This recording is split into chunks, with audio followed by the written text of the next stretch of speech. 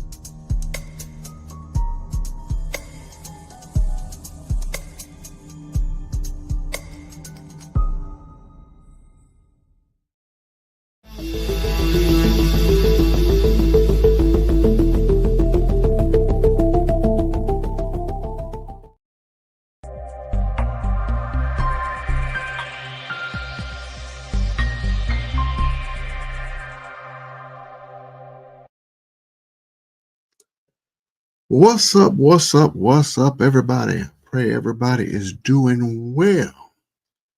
Hey, just got something to talk about. Fear. Are you in fear? Are you an American that's in fear? There's so many things that's going on right now. People are constantly saying they don't know from day to day. It's kind of scary to wake up in the morning because you don't know what new changes has happened. Do you still have a job? Are you still getting a paycheck? Are you still getting your benefits? So, yeah, a lot of people are in fear. They are worried or stressed out. And it doesn't even matter what party you're in. It's across the board. Blue, red, purple, green, doesn't matter what party. Don't even matter what your race is. People are going through it. They're living in fear. So it doesn't matter if you're rich, doesn't matter if you're poor. Again, like I said, a lot of people get a lot of their money invested into the stock market. So you don't know if the stock market is going to crash and take all your savings. If you have your money in the stock market, you don't know if your 401k and your retirement and your stock options, you don't know if all those things are just going to disappear. Brown people don't know if they're going to be deported, legally or illegally. So there's a lot of fear going on right now. So what do we do? So we're going to break down on what's really going on, what's causing all this fear, and what we're going to do with it. Is there still hope during this time of all this stress and fear? And some of it, I just call it ugliness. You know, I like to do. Let me get my voice right. I didn't even bring my cup. No, my throat is going to get dry. I got 10 concerns that Americans share across all party lines. It's like the top 10 things that people stress out and worry about. So I ask you, are you worrying about and concerned about these same things? All right, let me go and get started. Number 1, economics uncertainty. The fear of job loss. The fear of going to work, we don't need you anymore, or your department is gone. So that's something. You know, I know a lot of people have been waking up or going to work and finding those situations out, that they no longer have a job. That's bad. And on top of not having a job, there's people, everybody across the board, inflation and a recession. One day your money is worth something, the next day it's not. Well, so you think your money the same. So when the prices go up, the value of your dollar goes down. You know what I'm saying? So people have that fear, especially at job loss. Oh, sorry, Mr. Mike. Put it down. So yeah, if people are in that fear of losing their job, not being able to take care of their family, and not only that is the rising cost of living. So again, that's your dollar. You could still be working. If everything goes up, that's just like you got a pay cut. When everything starts going up, you're getting a pay cut. Your dollar is reaching less, not going as far, not being able to buy as much food. So the housing prices are going up. So you're not being able to get as much housing as you used to. So a lot of people are getting into debt. So they're stressing out. So yeah, it doesn't matter what party you're in. So either party, both parties, all parties are in the same boat with this. Again, like I said, when your dollar is not buying what it used to. A lot of times they're telling the young people, yeah, by the time I was 30, already had a house for 5 years. We're not in those times anymore. The price of houses has quadrupled. The prices is just out of this world. So we can't get on the younger people and complain about. Um, we're not complaining, saying how come they haven't did this, why come they haven't bought a car yet, and how come they haven't did all these different things. Things don't cost the same like the way they used to. And then number two, the second thing that people are stressed out about a lot is healthcare accessibility and affordability. So on one hand, do you have healthcare? So that you have the healthcare on your job. You might have different Medicaid and Medicare, and we hear they are on the chopping blocks.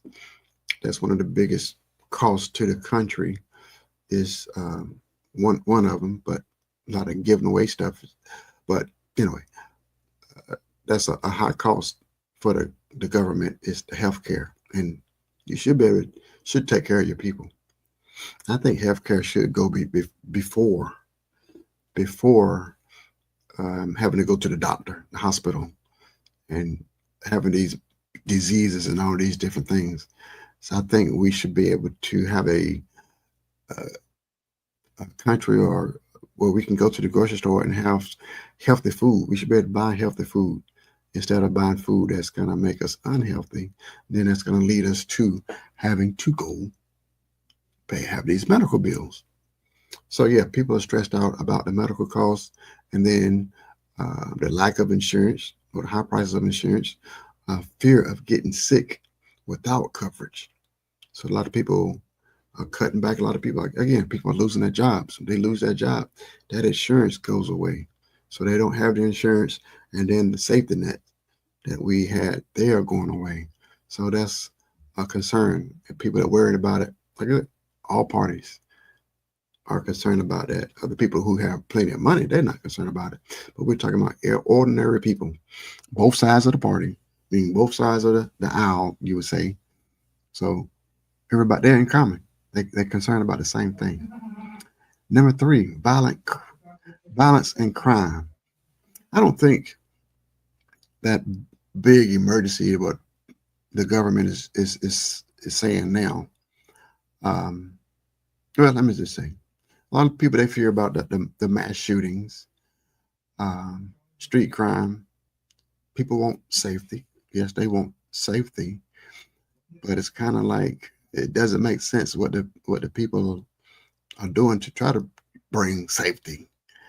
So if they're going to be mass shootings, they're going to we have mass shootings, and the response is let more people get guns.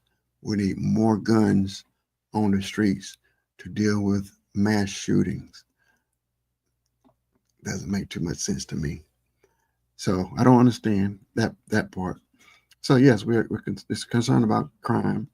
I guess what there's in the news you hear we're gonna deport millions upon millions of immigrants to help the crime. Mm, but the statistics show that neighborhoods with immigrants are some of the safest neighborhoods, especially if they're undocumented. They're going to be even more cautious to stay out of trouble. And a lot of the citizens are the ones that are buck wilding out and thinking that they can do whatever they want to do. So it's kind of flipped. Let's get away from hard. Let's get the hard working people that's helping to keep the economy moving forward. Let's kick all them out of the country. And one of the other reasons that's talking about is the drugs.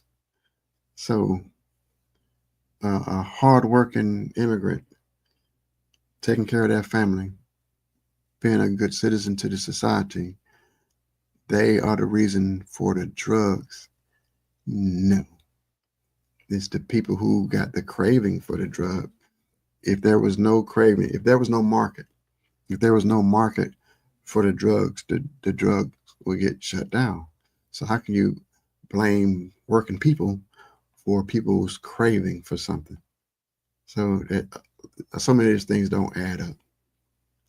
All right, number 5. No, I'm sorry. Number 4, political division and civil unrest. Yes, I know that's on the top of a lot of people's mind. They are seeing this political stuff every day. We've never, well, in my lifetime, I've never seen this much, this this many political, this much political division and the verge of civil unrest. It's just, again, I just say it's unbelievable. Both parties uh, fear that America is too divided to survive. So they have made parties the enemy. Parties are not the enemy. Without both parties, we don't have a democracy. So we villainize and make the other party the villain and the enemy. We have no country. You understand? You need two parties. Yes, they can have opposing ideas. That's democracy. And they take turns running the country. That's democracy. But both parties love the country. I'm going to say that again. Both parties love the country. There's Republicans that love the country. There's Democrats that love the country. So if you people in your party are spewing out craziness and saying that the other party hates America, I'm telling you to your face, they're lying, and they are the ones that still trying to cause even more division. So when they say that other party hates America, they're the ones that's the problem.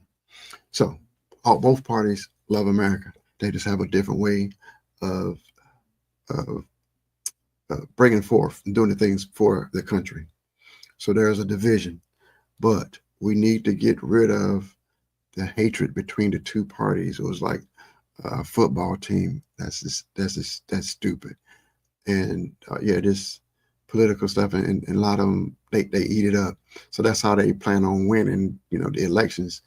The other party is evil, so only vote for this party. It's just like a similar to a marriage when a husband and a wife are saying the other person is the enemy. We need both. You need both to make it run. It's not going to run just one party. It needs both.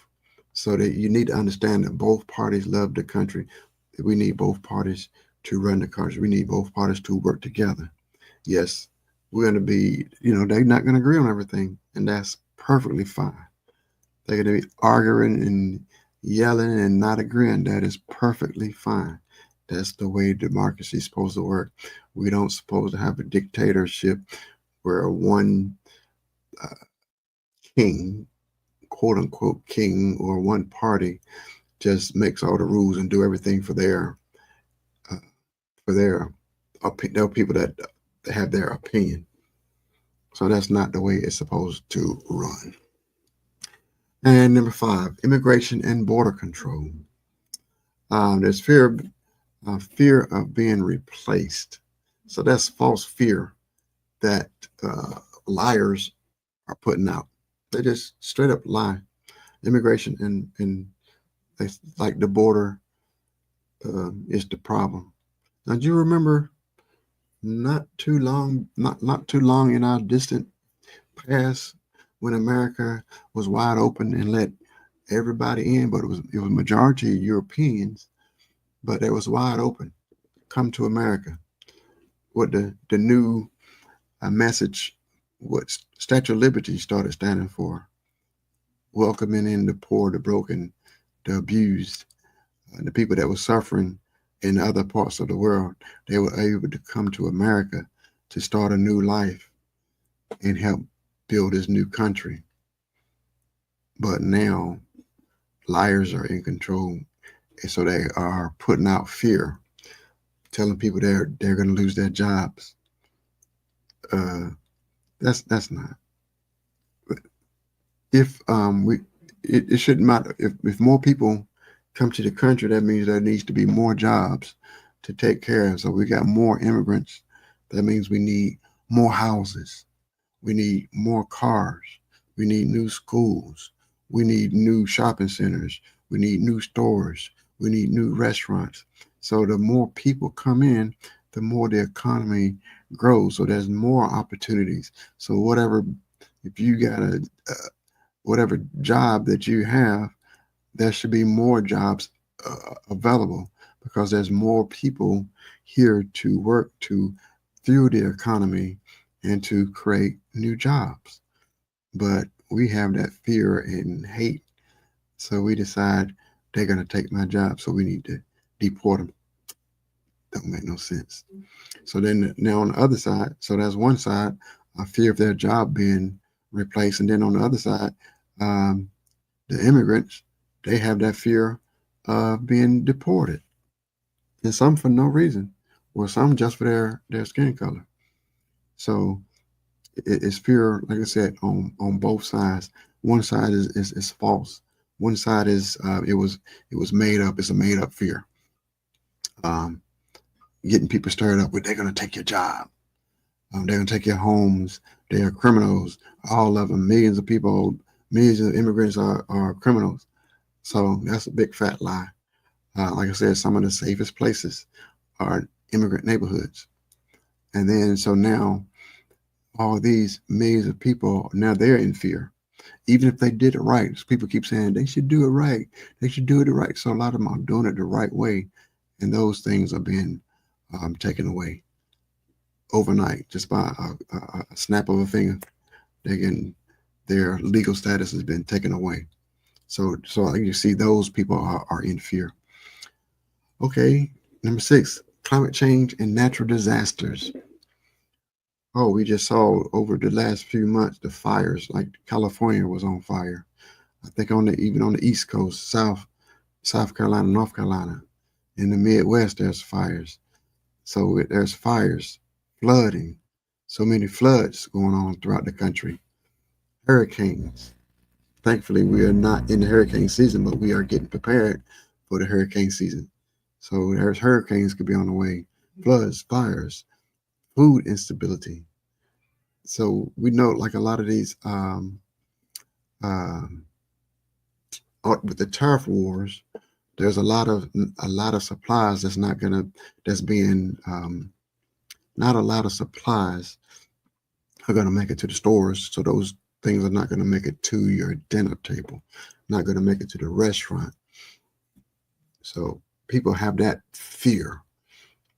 So it's nothing you can do about natural disasters or even climate change or even those type of disasters come. But there are things that you can do if you are in the location and have the means to buy extra and store.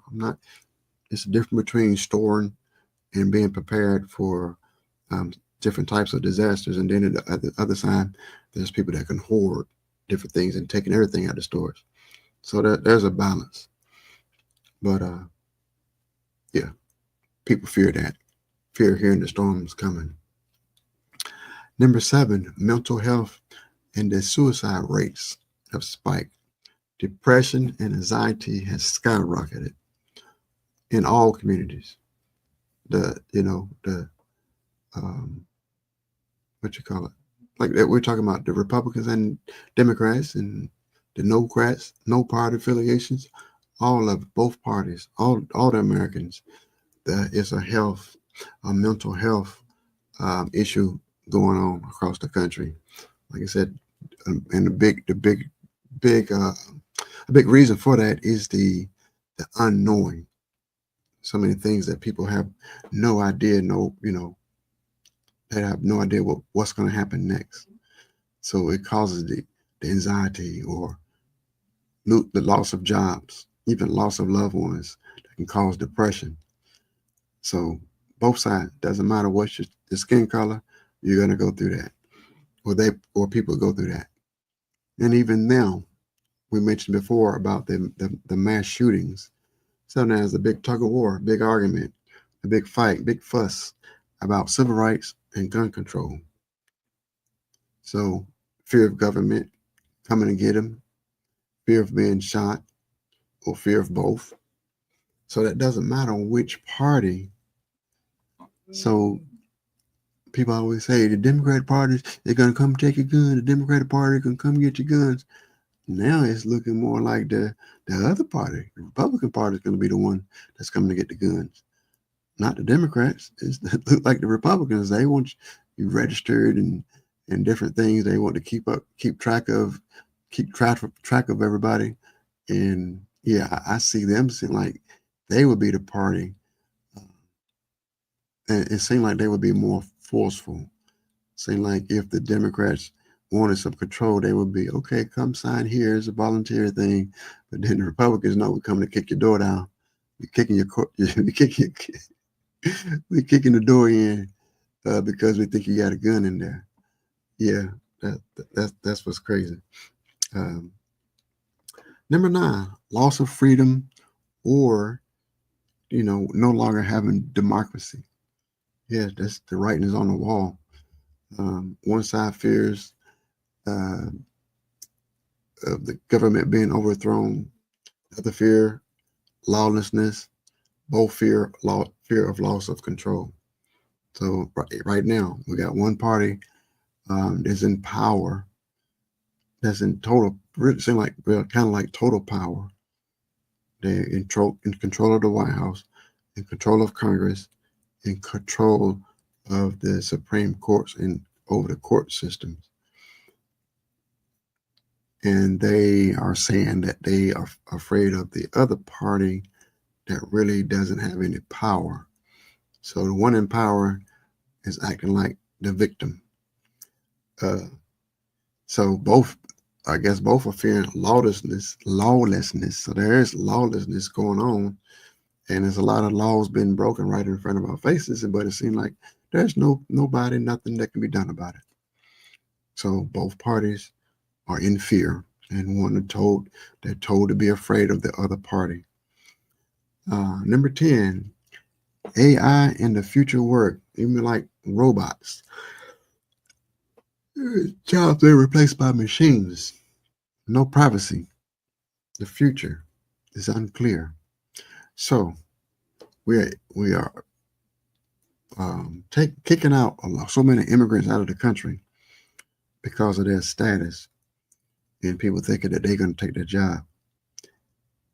I hate to tell it to you like this, but the machines, the AI, and the robots, those are the people that, they're not even people. Well, some might look like people, but those are the things that's going to take your job, not the other human beings.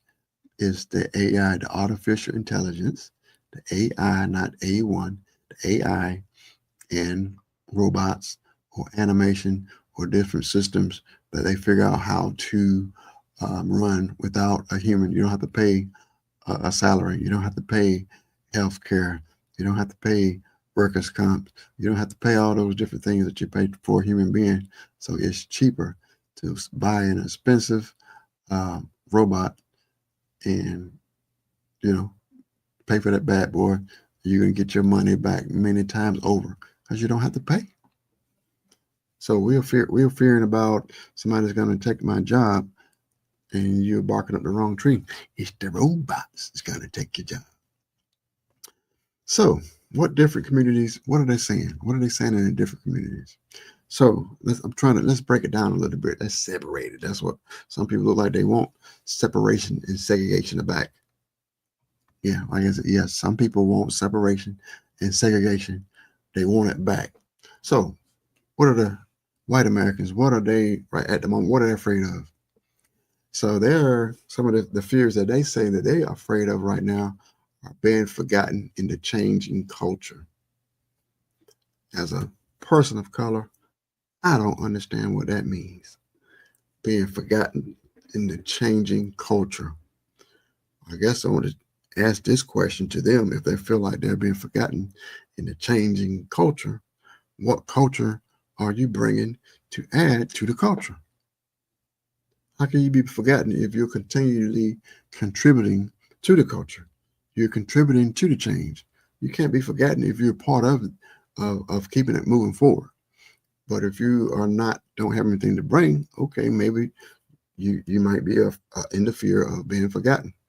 So let's shut down everybody else's because I have nothing to offer.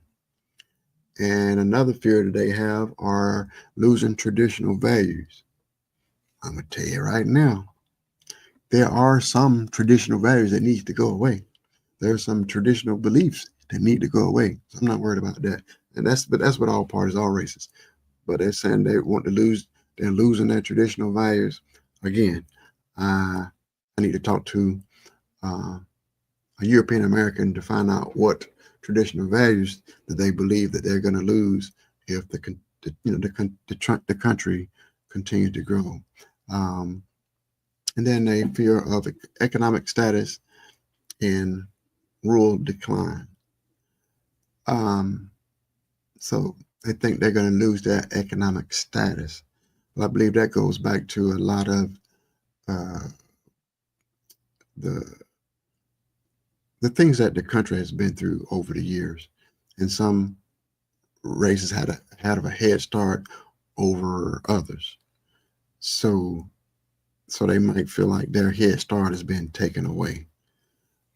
Um, that's just life. C'est la vie.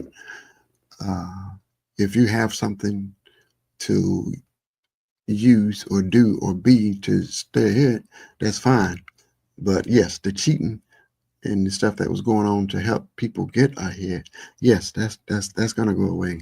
And I think a lot of the policies that's been signed now are trying to bring some of that back, bring some of those, uh, those head starts.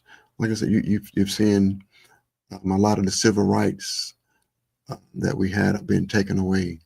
The integration of the schools law that was passed, that's been taken away. We know um, the being able to have, get a job. What you call it? Well, the big cuss word right now, DE&I. They thinking that's helping people get ahead and leaving other white folks behind. So all these different things, affirmative action, that's the word I was trying to think of. So the affirmative action to try to make this country have an even playing field, they didn't like that, so they got rid of it. DE&I, again, another device used to make the world equitable, even being able to, people with certain handicaps to be able to get a job, see other people with other certain disabilities be able to get a job. They didn't like that. They didn't want a disabled person to get their job. And I think if you're using going by your abilities, the best man, the best woman should win. And that's the way D&I was supposed to work. That's the way it was working. But a lot of people, they thought, we're talking about the white folks, that they thought that their head start was being taken away. So let's move on to African Americans. What are some of their fears? Some of their fears are police brutality and systematic inequalities. So yeah, police brutality We know about the Black Lives Matter movement, and I still don't understand. I also still understand. I'm gonna ask white America, why did you not never understood the Black Lives Matter, just that statement, Black Lives Matter. I never got there and protested. I never even bought a Black Lives Matter uh, T-shirt, but I understood what it meant.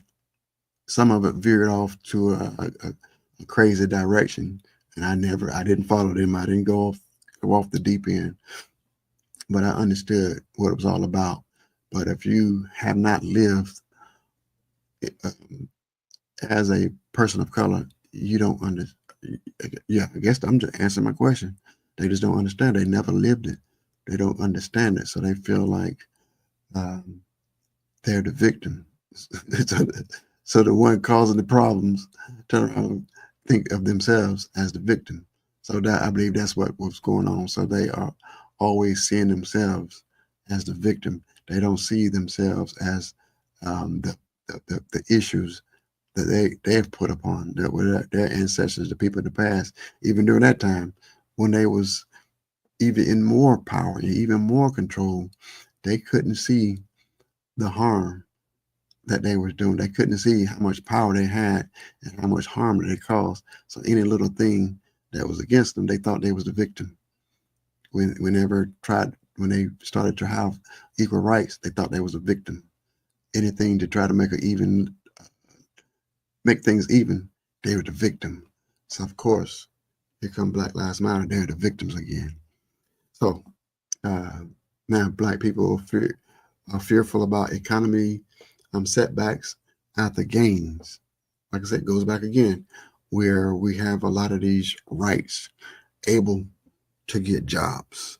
We had the affirmative action. Affirmative action was not set up to be a cheat and just give all the jobs to the black man and the white man don't get no jobs. That wasn't the case, and you can look at and see that it was still majority of white people still had majority of the jobs. So that didn't happen. And so even DE&I, same thing, that didn't happen. But people were lied to. So now a lot of the civil rights and different things are being taken away. A lot of the gains that took years and a lot of blood and sweat to get to that certain point, it's been taken away. So then, and even now, people of color are fear of being silenced and misunderstood. Yeah. They're not even now. We can see the political stuff that's going on. How many people of color you see? I guess they don't want to be there, but a lot of them there are some that want to be there. They still got kicked out or booted out, not invited. But finding out what the true American, what they really feel and what they believe and what they understand, they're really not being asked. So they basically, people who have fear of people of color and have things against people of color, they're the ones making the changes and making the laws. So that's what African Americans fear. So we went through what the white American and then African American. Now we're going to the Latino Americans. What kind of fears are they're going through? We know right now. We know the big D word, the deportation. I just cannot imagine that the kind of stress and fear they're going through, even legal. So now, if they're saying that legal citizens can be deported, so I can't imagine what stress and pain that they're going through, and then especially all the ones that their loved ones was just snatched off the street, thrown into unmarked cars, and thrown in prison, and then taken out of the country, thrown into another prison where you check in and you don't check out. And your crime, we don't have to, your skin color is the crime. So I can't imagine what they're going through. I used to tell people, after they finish harassing them, we next in line. So they still, they fear that the deportations and even the ones who was the process of becoming legal citizens. And some people have worked hard doing everything the right way for years, and a lot of their dreams are just getting crushed and destroyed within seconds.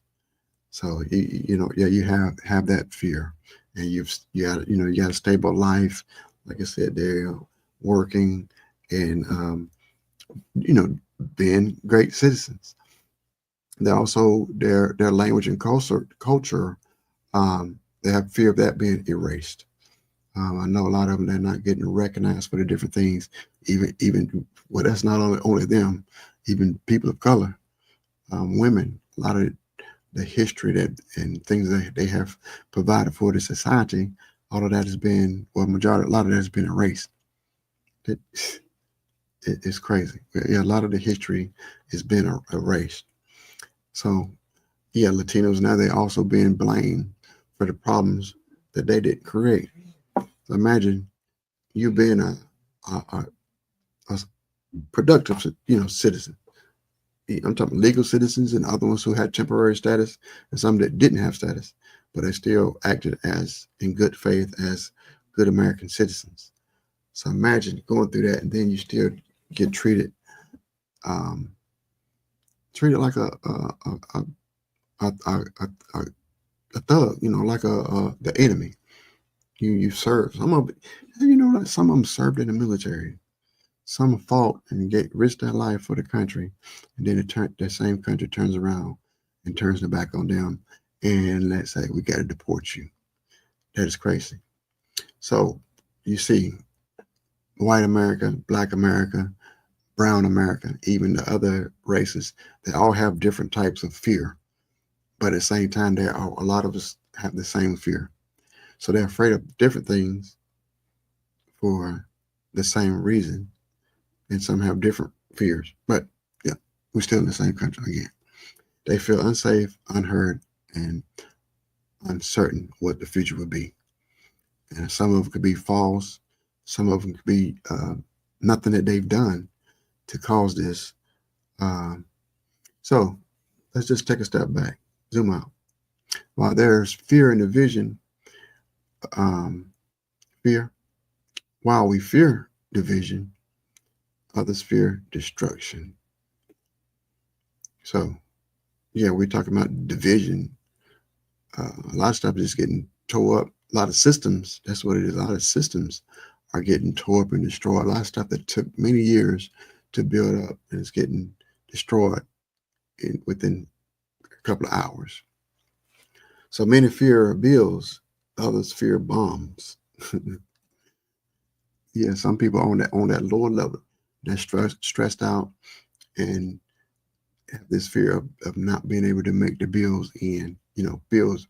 I'm trying to say, not able to pay their bills. But in other countries, they got bombs flying by, stuff getting blown up. So just take a look. Is your bills that important? Where if you was in another country, you can have bombs blowing up outside your house. So we are over what a person calls themselves. We make it a big deal about what a person calls themselves. And in other countries, they are begging and fighting over one bowl of rice. So they don't even have food. They're starving to death. We're fighting over small fried things. A lot of stuff we're destroying ourselves and causing problems for ourselves when we need to be sticking together. We need everybody. We need every single Black American, any other race, anybody that wants to come to this country, and even the immigrants, everybody should be embraced and seeing what can you do to help make this a better country if we was a welcoming country. But that's not the answer. That's not what they want right now. So look, in Gaza and Ukraine, children sleep with the bombs dropping all around them. it's crazy, especially in Gaza. Well, just to say anything positive about Gaza seems like that's enough to get you thrown in jail. When when I pray for the Israelis and the Palestinians. The Palestinians are not the one that the Hamas is the one that's doing the fighting, not these innocent people, not these innocent children. Yeah, like I said, that's probably enough to. If I said that on a school campus, the ICE would be outside right then, ready to take me out. So that's what's crazy. We can't even say stuff like that, and we're no longer in a free country. What about over in Sudan, where all many cities have no food, no power, no safety? So it's a free for all. Not that we were uh, God's people and was sending some help and food around the world. We decided we don't want to help people no more.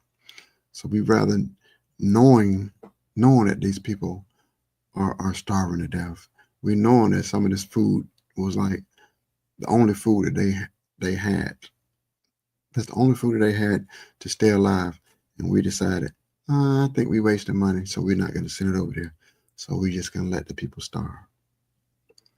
So what about Haiti? We know that all the violence is going on in Haiti, but a lot of the stuff in the past, our country created systems. We created issues. So a lot of people are in these unstable governments. A lot of times we are the ones that that made it happen. We're the ones that made it happen. In Venezuela, money is worth less than toilet paper. Their money is worth less than toilet paper. You know, that can happen with us any day too. So you think you got some money, and then just the switch of a switch, your money could be worthless. There was that one country where their economy shot down so bad that it took millions of dollars of their dollars to just buy a loaf of bread. That's how bad, the economy, the money just dropped. I think slowly that's happening here. But we still in the country. We still have the freedom to complain. And that's still a privilege. That's a privilege. And look like, like it's trying to be taken away. A lot of countries don't have that. A lot of countries don't have the ability to complain and poke fun and joke about different things. So a lot of people, they can get shot for stuff. So we still have the freedoms. Look like it's real close to being taken away, but we still have it. But for God's people, the final word, God's people are covered. Yea, though I walk through a valley of shadow of death, I will fear no evil, for thou art with me. So God is going to be with you. God is with you. So no matter what's going on around you, God is going to be with you. And yes, the world feels like it's falling all apart all around you. Like I said, when we first started, every day the news, like me, I get up in the morning, like, what done happened now? I try to get my prayer in before I get to social media. But every time I wake up, what done happened now? What's been taken away? What new law is out there now that's taking away some kind of right? So you can't keep on getting more laws. You can't keep getting more punishments and stuff without losing some rights. For them to get more power, we got to lose rights. So every day, if they're getting more and more power, that means we're having less and less rights. So we got to keep an eye on the different things that one day it might be our right, the next day that right has been taken away. We got to keep an eye on it. So it feels like all heck is all around us. But for those who walk with God, you got hope, you got peace. There's peace in the middle of chaos. So that's why sometimes I get a little stressed out when I see different things, and I can just shake my head or read something and run and tell my wife, and then she come in here and tell me something. I was like, it's just unbelievable how many things are going on, but we still have peace. I still have peace. So I pray that upon you. And sometimes, like, how do people live without God, without the peace of God? I don't understand. How can they do it? Um, so if you're His, you are covered. You don't have to worry. He's got you. So that's why we had a class tonight teaching about preparation. Preparation for what? So we had our first part was paperwork, making sure your paperwork was in order. We know that the deadline was that yesterday to have that. Not today. Well, was it today? I forgot. So many different dates. But the real ID. No, this is 17. Is that the 17th? Anyway, everybody's supposed to have the real ID. So passports. If you're able to get a passport, get your passport. So you should have all your paperwork being able to be grabbed at the drop of a dime. So we suggested, and one of my suggestions is to get a fireproof and a waterproof safe to put all your valuables, your very important paperwork, your birth certificates, your social security cards, any other paperwork for your houses, different things like that. Put all that in a fireproof safe. We know a lot of those things that kind of like fire resistant, but you still need to have your paperwork. Remember when they had all those fires in California? Even the banks, people, they had the stuff in your safe deposit box. A lot of these people's that safe deposit box got burned up. So if you're keeping something at your house, let's go ahead and have a fireproof safe, fireproof. They even have these bags. So if you don't want to get the safe, there are these bags. So I say fireproof and waterproof. Especially here in Florida, the threat of fire is not as great as other places, but the flooding, the hurricane. So the water damage is the one that we look for, have here in Florida. So I suggest waterproof bags or waterproof safe, and put all your valuable in there. And my friend at church, she have this book. So she have a photo album. So the photo album, instead of having pictures, she had all her paperwork in there, and passwords, bank accounts, any important information. Have it all in that one book of life. If something happens to her, and their family members don't have to go all over the house trying to find this paperwork. And I guess I need to work on that too. I got some of the paperwork is where it's supposed to be, some is not. So it's all in one book, one location. So if something happens to her, they can go grab her book of life. And if her husband might have, he can put stuff in the same book. If he got some other information, he want to put in another book. Okay, so be it. So he got his book. So I match all your family members. You got a book with all your information in there. So if something happens to you, you just go to that book and grab everything. Then one of her suggestions is to photocopy, take pictures of everything.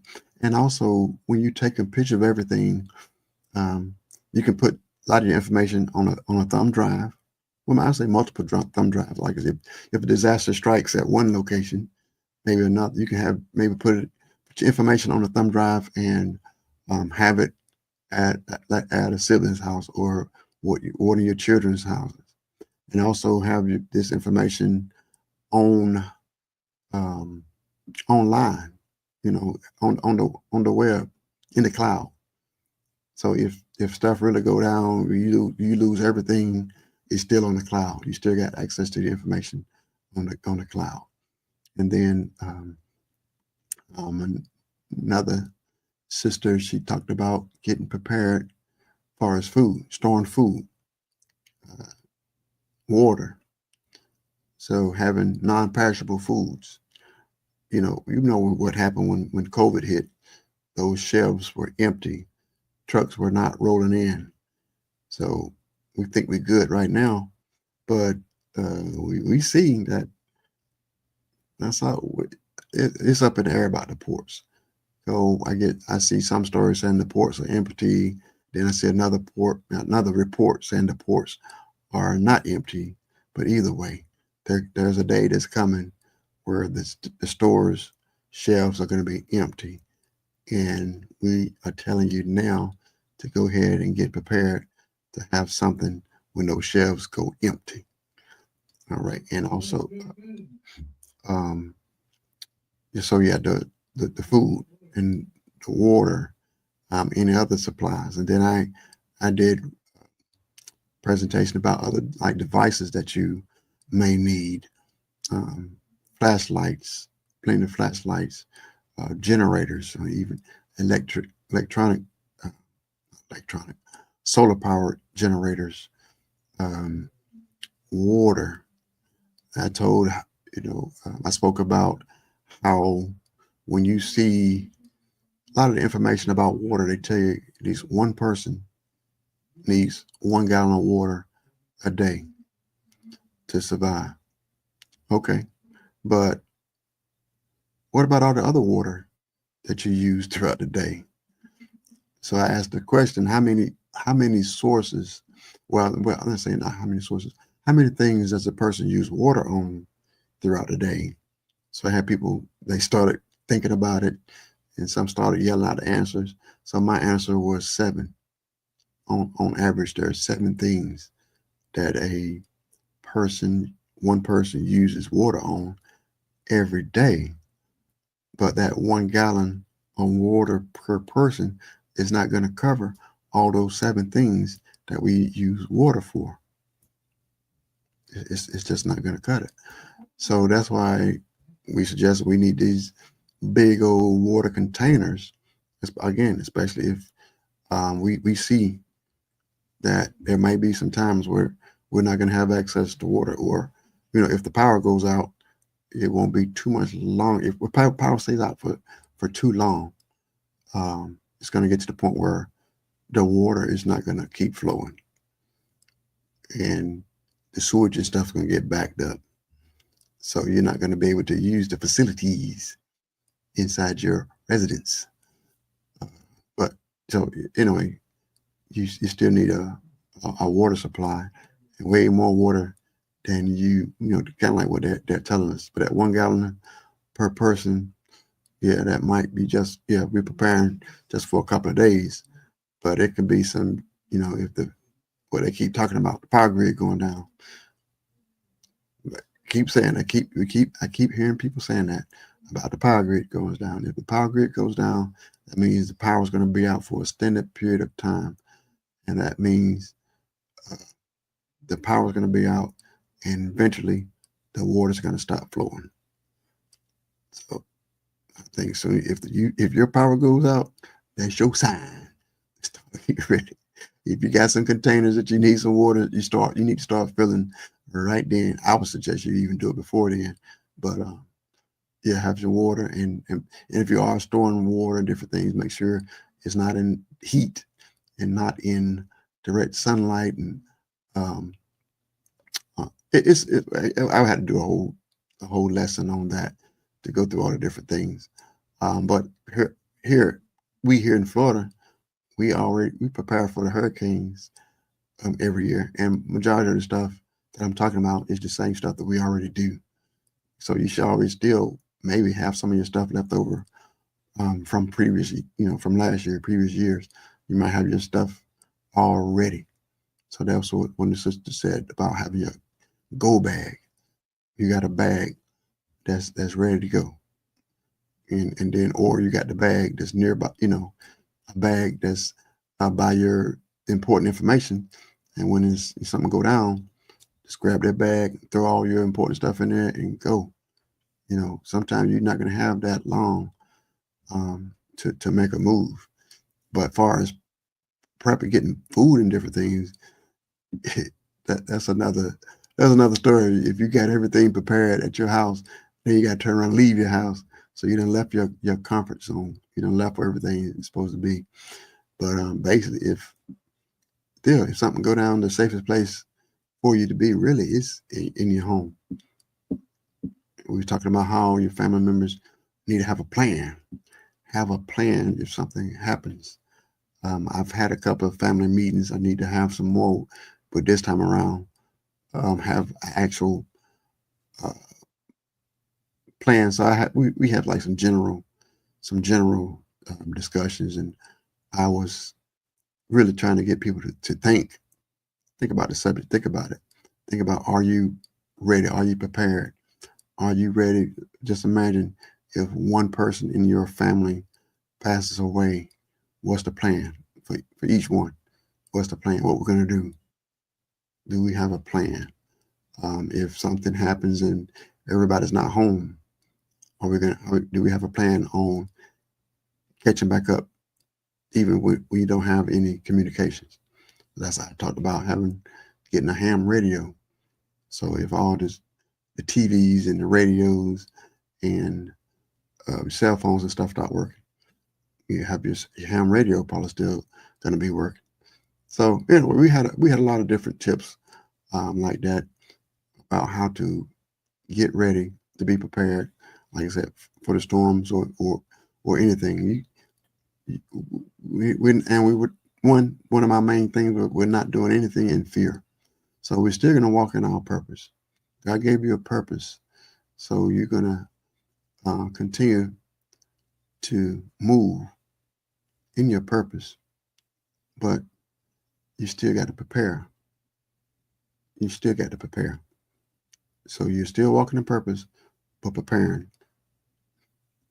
Live for the best, prepare for the worst. So that's it. Just get ready. I think if people ask, we can get together and go over those different things that I think a lot of people don't think about. I think I mentioned, like I said, when I told people how much more water that you might need. I guess I can go through them real quick. Where's my time at? Where's my time? Oh, about time to go. Yeah, I'm gonna go through the water. Like I said, on TV, they're always telling us to get 1 gallon of water per person per day. But think about it, I thought of 7, a little bit more. But as far as I didn't break my notes. As far as eating and drinking, that's 1, and cooking, that's 2. Washing your face, brushing your teeth, washing yourself, that's 3. Washing dishes and your clothes. Using the bathroom, that's a big one. And feeding your pets. People might forget about the pets. And if you got a garden, you still need to continue to water your garden. If you don't water your garden, you don't have no food. So that's another. So that you see all those different sources of water that one individual uses a day. So that's that 1 gallon. So a storm is coming, and you got 5 or 6 gallons of water sitting over in the corner somewhere, and power going to be out for a week. That water not going to last you no time. So I just want people to think, I haven't seen people prepare for a storm. They had like 2 gallons of water. That's it. And thankfully the storm didn't last long, but just 2 little gallons of water. Oh, I forgot to go to the store. I forgot. See, man, they can be coming. If you prepare, they can be coming knocking on your door. So you better teach them and show them that they need to go get prepared for themselves also. All right. So we just went over a bunch of things about how Americans, different types of Americans have different fears. And we're still Americans. So we still should be looking out for each other. Plan for the best, prepare for the worst. So continue to live your life, but also get stuff ready. All right. Don't walk in fear. Don't live in fear. Thank you for your time. Let me know what we want to talk about next time. All right. Be blessed. Shalom. Lil Joe out.